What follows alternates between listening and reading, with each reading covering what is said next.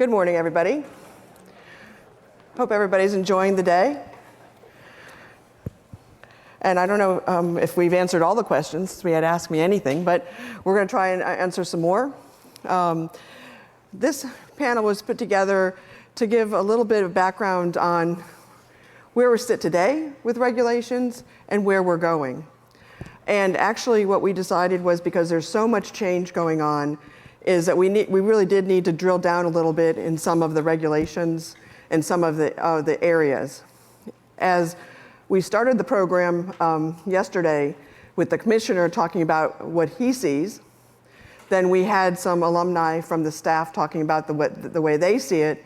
So now we're going to talk about how practitioners are seeing basically the Atkins agenda get put into play.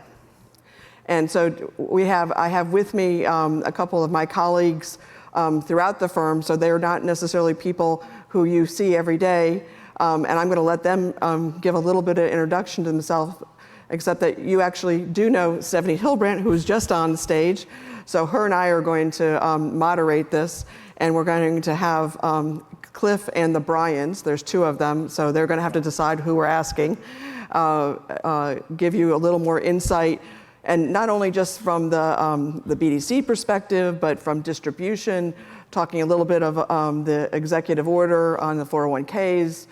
So broaden us out a little bit, since there seems to be a convergence of all these areas going on. So we wanted to give a little sense of kind of where we're going. So maybe Cliff, if you could just describe a little bit of your background, and then we'll just go down the list. Yeah, no, happy to do it, and thanks for having me. So I'm a partner at Eversheds in our New York office. I'm on our investment services team, so we work with asset managers broadly, various investment funds, their advisory programs, and the folks who distribute investment products. We come into contact on a regular basis with the SEC, FINRA, state securities regulators. Great.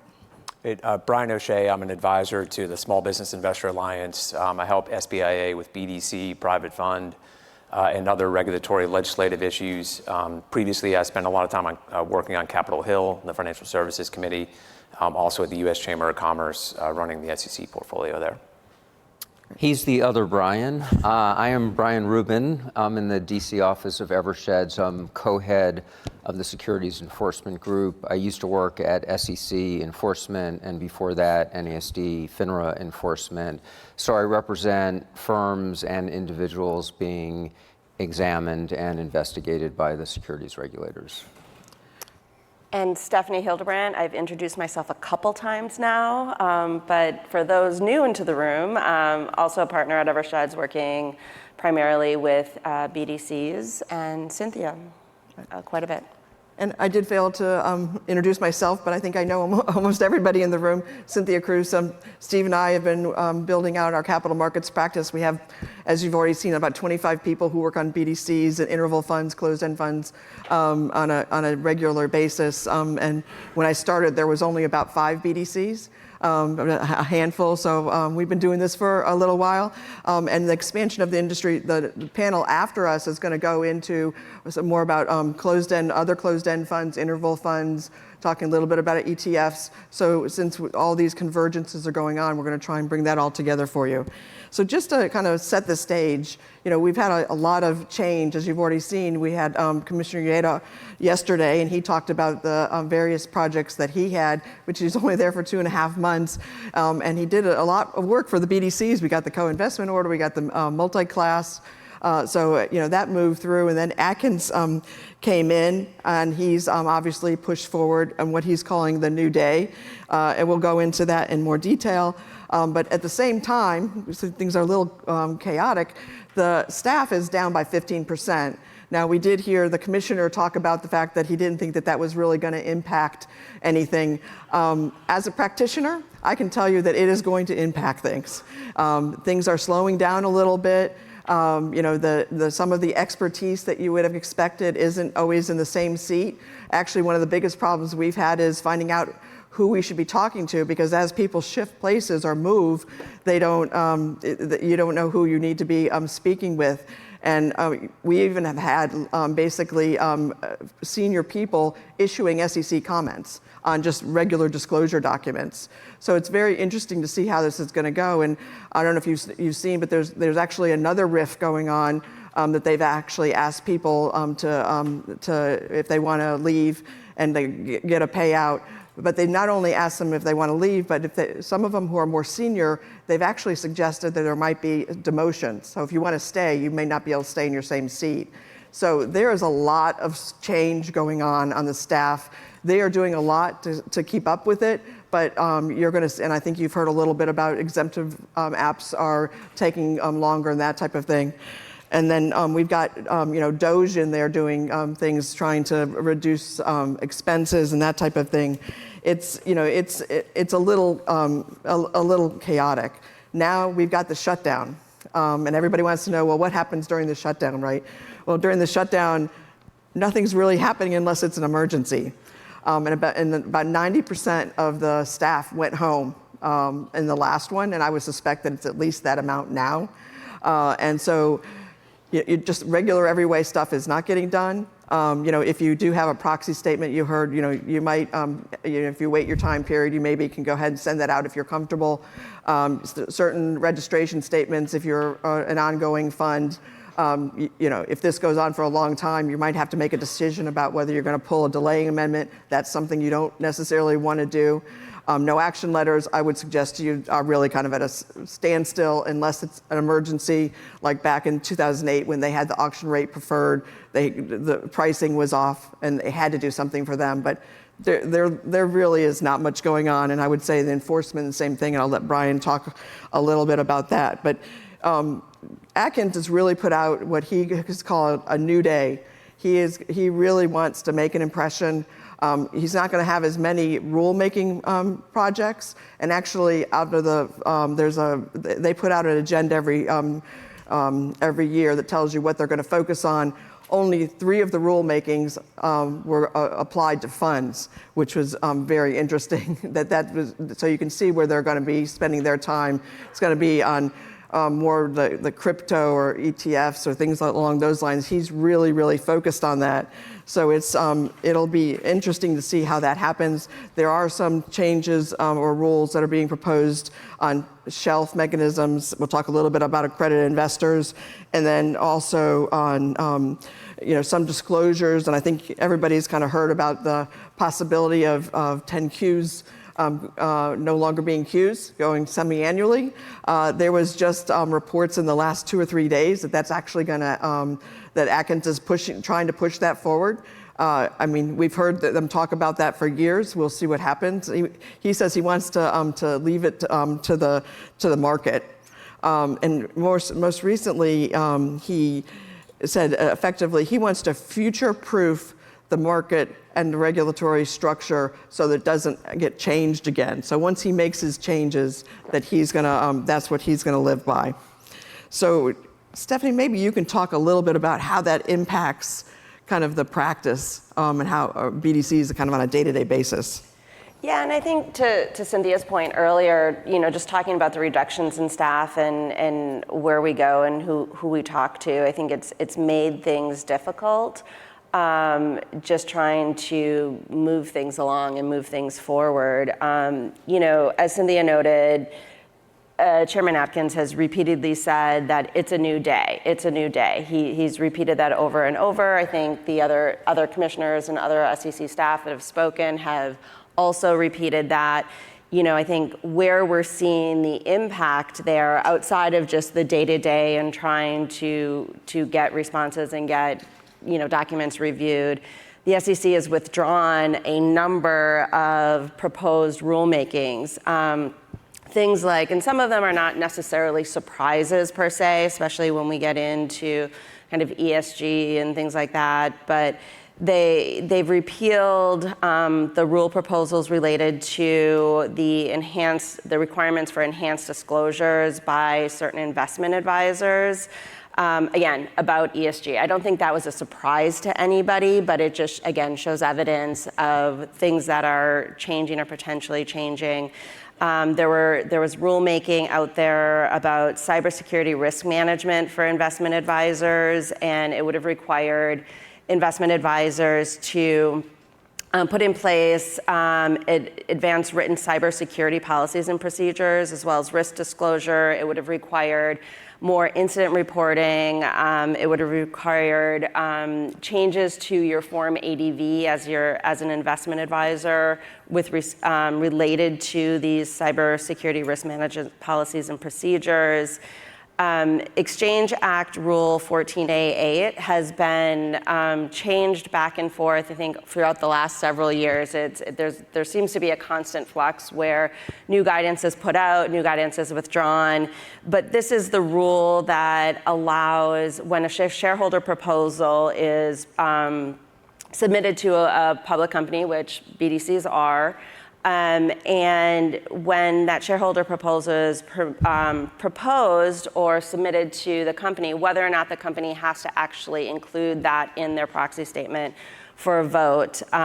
There were proposed rules that were saying that in order to exclude a proposal, the subject matter had to be substantive and procedural. There are substantive and procedural requirements, making sure that it was tied specifically to the company, but also that even if it wasn't tied to the company, whether or not a previous proposal had been submitted. So those rules have now been rescinded, and then also other guidance has been rescinded relating to that. There have been rule proposals related to safeguarding advisory client assets. There were actually 2 rules that were withdrawn here, and they had to do with certain record keeping and reporting requirements. These proposals would have also expanded the scope of the current custody rules. Now, interestingly, I think we've heard multiple times that there are going to be changes to custody rules. It just so happens not this one. Whether or not, how significant those changes are to the prior proposals, we'll see. There was also a proposed rule relating to outsourcing CCOs and what you could do and what you could and could not outsource in that role. Those have been repealed as well. As Cynthia noted, the new rules or the new actions we've seen, of course, co-investment relief. Everybody was excited about multi-class relief for private BDCs, and then access to alternative assets in your 401k, which I won't talk about because I think we have that on the agenda for a little bit later. So I'm going to go over to Cliff. So Cliff, how do you see the SEC's regulatory philosophy shifting under this new the new leadership as we go to the next? Yeah, no, thanks. And just picking up on Stephanie's remarks and your remarks at the opening, it's a deregulatory agenda, and it's hard to digest. I mean, it just impacts everything the SEC does and how it does it. I think there's like a couple of things that jump out. One, under Chair Atkins, the SEC is not at all being used to advance social goals. That's stated. Atkins, Peirce, Ueda have all said that that is not the role of the SEC. Very, very different than the Gensler approach. Not pushing back on new technology, on crypto, and in fact embracing it. It's dramatic. Like a year ago, I would have meetings with the SEC staff, and then there was a real concern about using of AI. Have you thought about conflict? How about this? And at recent meetings, the SEC staff goes as far as asking, what can we do to embrace the use of AI? What can be done? It's unbelievable, the change. Under the new philosophy, very active and very receptive to industry engagement. They're very welcoming, very willing to have meetings and the like. And the rulemaking, Stephanie mentioned this, just a complete overhaul. And a very focused agenda in terms of the new rulemaking agenda. Years ago, there'd be a lot of continuity in the Reg Flex agenda, the rulemaking agenda. Now, Gensler really had his own agenda. Atkins, just as Stephanie mentioned, did away with a lot of the proposals and has a new rulemaking agenda. very, very focused on crypto. But the one thing to note is a deregulatory agenda is just as difficult as a regulatory agenda. So Chair Atkins and the SEC will come into a lot of the same issues that Chair Gensler came into: challenges, opposition, APA challenges, and all that, comment letters. So a lot more to be done. Well, and do you see that there's going to be other regulators potentially jumping into the mix if there's things that the SEC is not focused on and maybe they're focused on? Yeah, I mean, so years ago we would have talked about FINRA. I don't see that now. I mean, FINRA's in a tough spot. FINRA, it was part of Project 2025, and it called for the elimination of FINRA. And Chair Atkins has been pretty dismissive of FINRA. So I don't think that they're willing to sort of get ahead of any issues or really push. And maybe if there's anything, it's the state securities regulators, and they'll sort of look at certain states. They'll look at their definition of security and sort of see if crypto comes out differently. But we haven't seen that yet in terms of other regulators. Well, with the also in addition to that, we've got the democratization or retailization of private credit, and we've got the executive order. How does that all fit into this? Yeah, they'll be very focused on that. So, we mentioned crypto, alts will be another thing that we're very focused on. Brian, you may be getting to this, but just to know, and if you want to pursue, Chair Atkins just recently sort of mentioned we'll be doing a roundtable, or very likely to do a roundtable on alts. And the accredited investor definition, I think, has probably come up, and that'll be the first thing the SEC turns its attention to, and I think there'll maybe be joint statements with the DOL that trying to be receptive and trying to get plan sponsors comfortable with alternative investments. I don't think we'll see a massive rulemaking projects. I think from the SEC, most of this, in the retirement market is with the DOL. I think the SEC will look at its accredited investor definition, and I think they'll come up with statements, and I think it'll all be preceded with a rulemaking, with a roundtable. And it's pretty remarkable, again, just a couple of months ago, Gensler was saying, almost 20% of the people are now accredited investors. It was 18%. We have to look at raising the standards, and now Atkins is saying we have to limit it. Again, just in the course of a few months. Well, and talking about just the having assets in 401ks and getting private equity that's as we'll talk a little bit more, but that structure. A lot of people are talking about collective investment trusts. I bring that up because that's actually a passion of yours. And you have an association, and that seems to be one of the ways that people are talking about potentially getting those assets into these regulated funds. Yeah, no, thanks for mentioning. One of the things we started back in 2012 was this coalition of collective investment trusts. And these collective investment trusts are products that have been around since the 1920s, but they're really gaining popularity now in 401k plans. They've always been around for defined benefit plans, but the most common form of a CIT is a target date fund, and they are big consumers and there's a lot of creative energy going into the products you're talking about and developing in CITs, purchasing them as part of target date funds to add to alt exposure. The key thing is that doesn't need any relief, that doesn't need any SEC no action or nothing waiting. It's happening now. So there's just a lot of, again, like I said, a lot of energy and a lot of thought going on in the CIT space. Sure, so maybe we'll kind of take those notes, comments from Cliff, and talk a little bit more about what we're seeing from a congressional perspective, what we're seeing for actions being taken. And I know we've talked a lot about AFFE, so we'll get to that in a second, but starting with I'm going to read this, democratizing access to alternative assets for 401k investors. It's a lot of words, Brian, but what does that mean? What are they trying to actually do? Sure. So I'll start by saying, the executive order, which was issued by the president in August, I think is definitely a big moment for in terms of the movement to open up private capital markets, private funds to more investors and not just those who are accredited under SEC rules or institutions.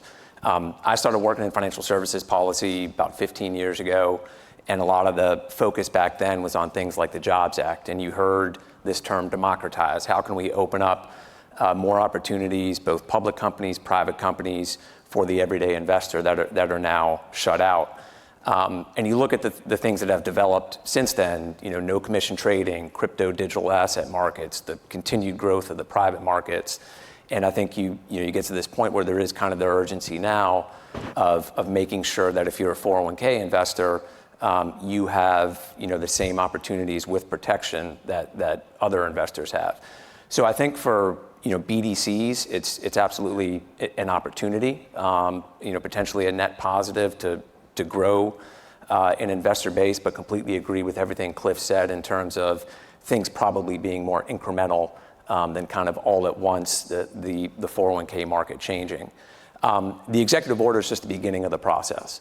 That lays out national policy, the president's policy, and then in this case, it's up largely to the Department of Labor to implement the particulars of that policy. So the order gives the Secretary 180 days to clarify the DOL's position with regard to alternative assets and to propose regulations to implement the goals of the executive order. I think the hope and expectation is that the Department of Labor will undergo a formal rulemaking in this area. There's been, one of the problems, I think, from an industry perspective, it's just this pendulum shift back and forth between administrations. There was guidance from the first Trump administration on this topic that was rescinded by the Biden administration, and then that guidance was then rescinded by the Trump administration recently. So I think people are looking for some certainty, certainly plan sponsors for some certainty over what may be permitted to be included. And when I look at the executive order, one of the issues one of the reactions that people had when the order came out was, well, there's nothing explicitly in ERISA or in DOL regulations that prohibits the types of investments that are outlined in the order.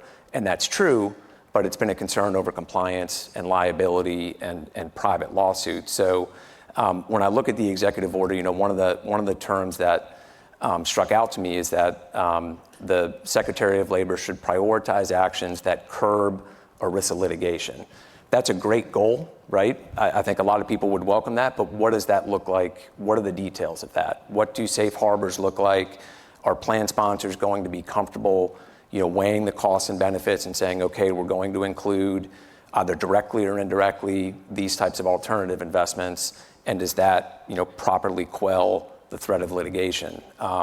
There was a survey, it was released, I think, either late last week or this week, where Goldman Sachs found, I think, 42% of plan sponsors are considering including private assets in their plans.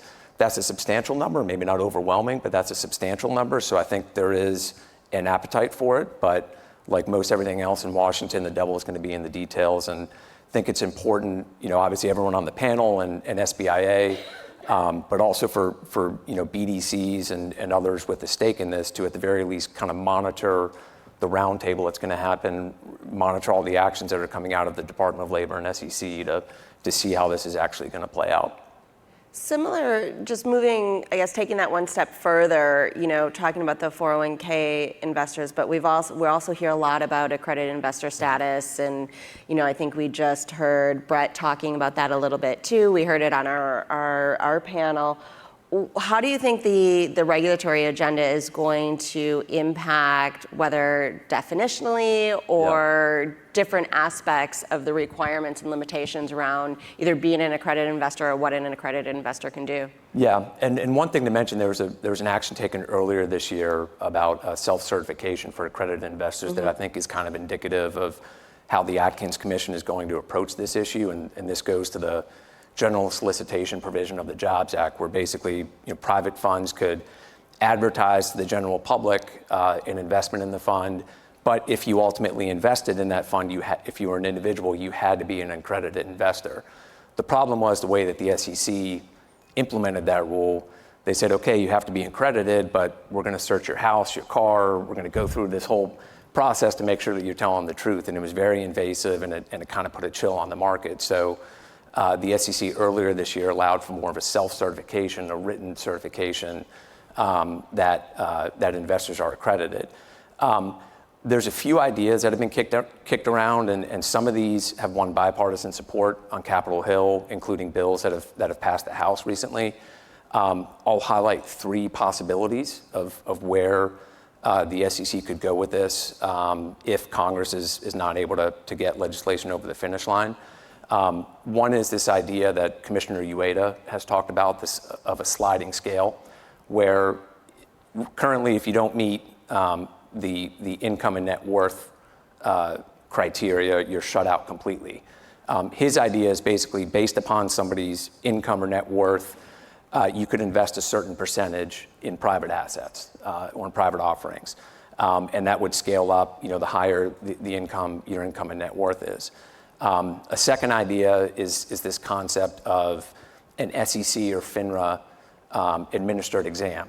Think of the Series 7, something like that, where an individual, regardless of their income or net worth, could demonstrate that they have financial sophistication, even if they're not, quote, wealthy enough under SEC rules. And then the third idea that I've seen getting a little bit of traction is if you're an individual and a registered investment advisor has recommended an offering to you, and that advisor obviously has a fiduciary responsibility registered with the SEC, that there might be an exemption there for you to be able to invest in that offering. So that's not to say, one or a combination of those 2 things is where the SEC will go, but those are some of the, I think, more prominent ideas that have been talked about. And I think we'll hear more from Chairman Atkins and the commissioners in the coming weeks. So then just taking all of that into account, what is the public sentiment these days for private credit, private equity? I feel like we hear a lot in the news, private equity was evil for a very long time. Maybe it's not anymore, maybe it still is. People talk about private credit being the new thing, where I think everybody knows in this room, it's been around for a while. It's not really new, it's just getting publicity now. How are people feeling about it? Yeah, and actually, Chairman Atkins at the same conference where he talked about the Roundtable yesterday, he made a comment that kind of jogged my memory, and he said, in his view, he doesn't think that the private capital markets are systemically important. And that made me remember that previous administrations were looking to treat private credit as a systemically important industry, and therefore bring it under greater regulation by the Federal Reserve, banking regulators, et cetera. So it's obviously a very different shift in this administration, their view of that market.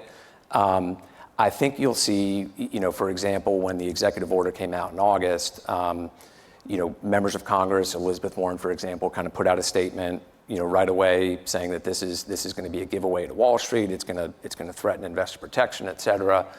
But I think, in terms of Capitol Hill, I think there are members of both parties that understand the concept of investors are kind of being left out, and with the appropriate investor protections, and whether that's direct or indirect investments in BDCs, private credit, whatever it is, there's an opportunity there that we should take. So I think there's always going to be opposition from some of the staunchest opponents, but I think there is enough support, at least on Capitol Hill, for something like this. Mm-hmm. Right. Thank you. There's actually even a suit out there saying any concept of accredited investor, right? It was just filed like 2 or 3 weeks ago. That said that wasn't even That's appropriate because right. you're discriminating against the investors. So it's a different world, and that just Brian, that brings you onto the stage. Where do you think we're going with the SEC? Maybe you can comment first about we've talked about investment management mostly. Now we're talking about enforcement, kind of some of the reorganization that's happened there because it's been pretty significant. Yeah, there's been a lot going on with enforcement at the SEC. The first big change is that we just recently got a new head of the enforcement division. Meg Ryan, not the Meg Ryan from rom-coms, but a different Meg Ryan, who also has no prior experience with securities, interestingly. But she was a Court of Appeals judge for the Armed Forces. She was a judge advocate. She was a partner at 2 different law firms, and she's very bright. She clerked in the Supreme Court. The reality is that a lot of what she will be doing is probably following the direction of Chair Atkins and the commission. Somebody like that isn't just going to sit and not do anything. They will bring cases, not the types of cases that we saw before, and we'll get into some of the types of cases that they will bring. Given her name, I was trying to come up with a joke where the punchline would be, I'll have what she's having, but I couldn't think of one. But I have it on good authority. The SEC enforcement used to be called Eagle on the Street, and there was a book about that. Apparently, when you get off on the enforcement floor now, it says when Harry met enforcement. That's my understanding, anyway. So in addition to having a new leader, the reporting structure has changed significantly. There used to be a deputy director, and then there used to be heads of different regional offices. Now there is a deputy of the Northeast, a deputy of the Southeast, a deputy of the West, in addition to a deputy who is in charge of a number of substantive areas. So asset management unit, which is obviously very important, complex financial instruments, cyber and emerging technologies, we'll talk about that in a minute, market abuse, public finance, and whistleblower. So all of that is under one deputy. Another reorganization, they got rid of the crypto assets unit and the cyber unit, and formed the cyber and emerging technology unit. And you'll probably be hearing a lot about that unit because they are working on cutting edge issues. They're working on AI issues, cybersecurity, social media, the dark web, hacking of individual accounts, takeovers of individual accounts. So a lot of the sort of more harmful, interesting issues. They also just formed a cross-border task force. Is my mic still on? Yeah. Cross-border task force that will be looking at companies in foreign jurisdictions where there's government control, like China, where they're selling things, instruments, securities to US citizens. There may be pump and dump or other market manipulation, so that is a separate unit. Cynthia started talking about the reduction in the force. It has hit enforcement, I think, significantly as well. The stats are about 15% in enforcement, but I think the issue is twofold. First, there's a brain drain. People at the top who understand a lot of these issues are gone. And then at the staff level, things are slowing down considerably because there isn't staff there. And we'll talk about some sort of anecdotal evidence of some of that as well. Well, and not only has the reorganization, there's certain ways you now have to basically put together an investigation. I mean, there's limits on how you do this, subpoenas, maybe even mention the new issue around mandatory arbitration, things like that. So how do you actually get an investigation going? Yeah, so at the SEC, in order for the staff to get subpoena authority, they have to get a formal order of investigation.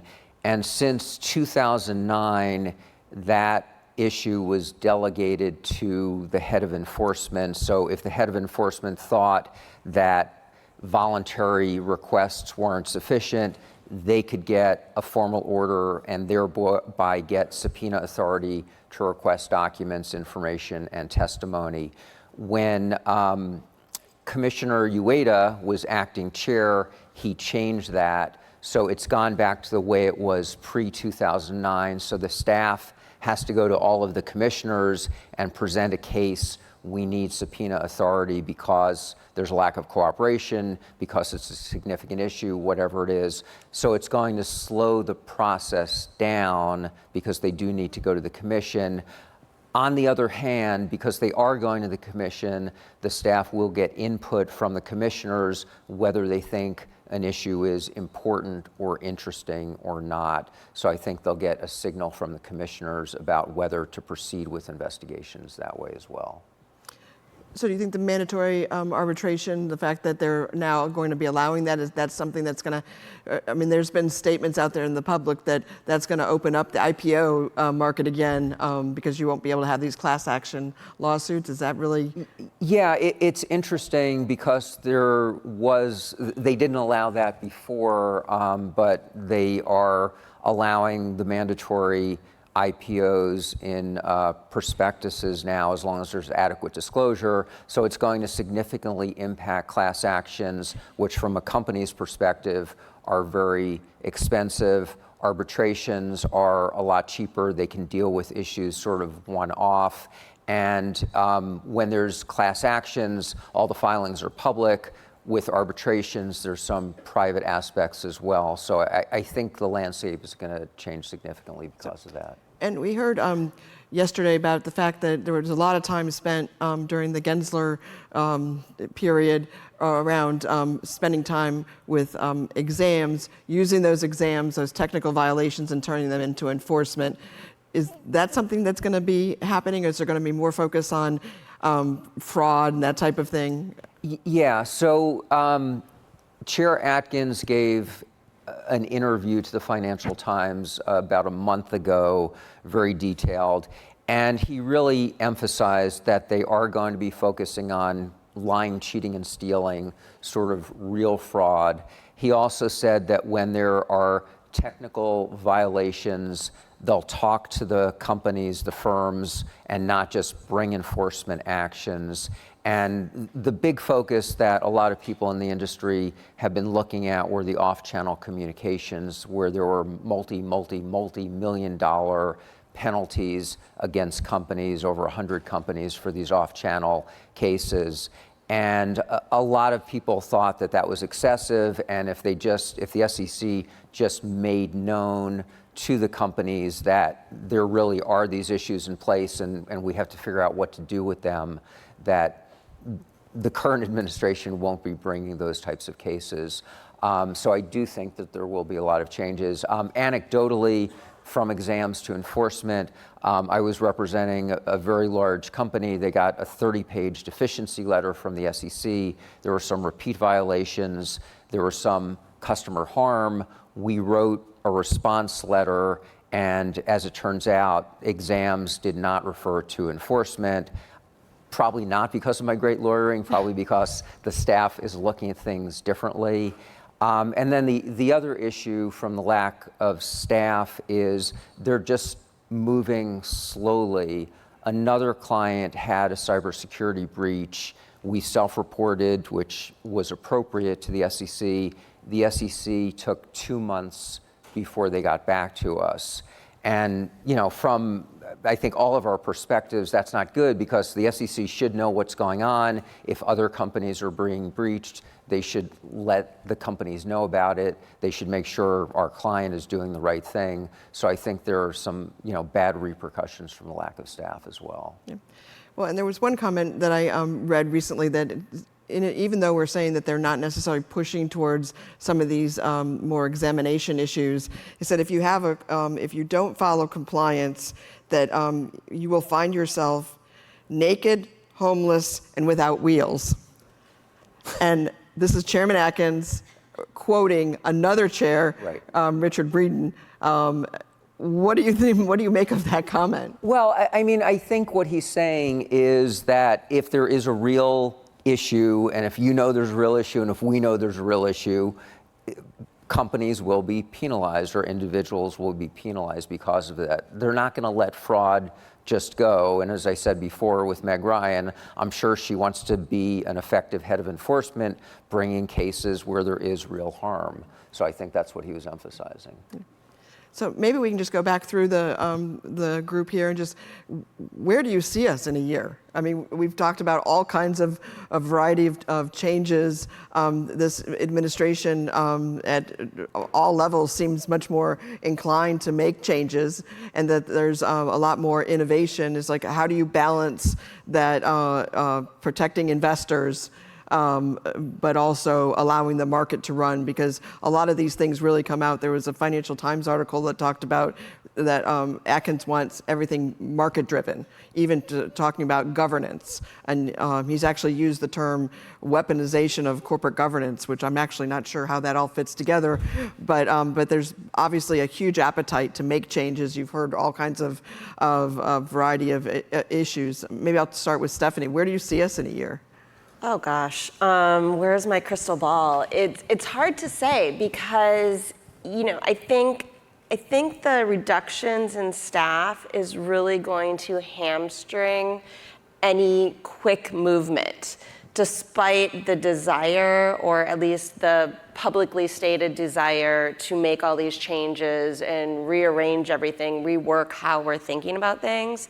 But I do think that we will see change, but I think it's going to come actual defined rules and how we're supposed to think about things. I think that's going to be a little bit slower than what maybe people think is going to happen. There's going to be a lot of talk, but without the people to actually put things in place and be thoughtful and think through how either the deregulation or the new regulation to put in place, that one new rule for every 10 that they got rid of, I think it's going to take time to do that and be thoughtful, especially with, as Brian said, the brain drain. Brian, your thoughts? My crystal ball is in the repair shop, actually. I know where it is. So I deal with issues after there are issues. So it's sort of a different perspective. But one thing that I did want to emphasize is that Chair Atkins and others have been clear that there's going to be more individual liability. So companies act through people, and when there's public companies, they don't want the shareholders paying the bill for the penalties, so there will be more cases against individuals. That being said, as I said before, they're really going to be focusing more on fraud and not technical violations. So to the extent there are no fraudsters here, which I'm sure is the case, I don't think you have a lot to worry about. So I think the emphasis that we see from an enforcement perspective is just going to be a lot different. Yeah, I'll just add one thing that stands out with Chairman Atkins is nobody knows the building better than him, and nobody knows the operations of the SEC, obviously being a former commissioner, and then between those terms, spending a lot of time in and around the SEC. I agree. I think the staff reductions in a lot of cases can be challenging, but I think he's going to be very methodical and careful about how they go about some of the more major initiatives. I think he's acutely aware of the SEC's recent track record in terms of regulations finding themselves in court.